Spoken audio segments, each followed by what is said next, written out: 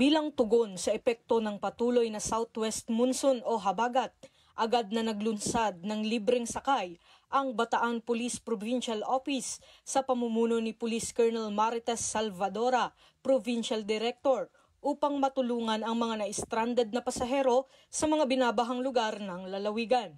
Nagpakalat ng mga PNP patrol mobiles ang iba't ibang istasyon ng pulisya sa Bataan upang magsakay at magsundo ng mga apektadong residente na hirap sa transportasyon dulot ng masamang panahon. Ang inisyatibong ito ay bahagi ng mas pinaigting na disaster response ng kapulisan upang matiyak ang kaligtasan at kaginhawaan ng publiko. Ipinapakita ng programang ito ang patuloy ng pagtugon ng Bataan Police Provincial Office sa mga pangangailangan ng komunidad kasabay ng direktiba ni Chief PNP Police General Nicolas Torre III na naglalayong pagtibayin ang liderato ng kapulisan sa pagbibigay ng mabilis at epektibong serbisyo publiko.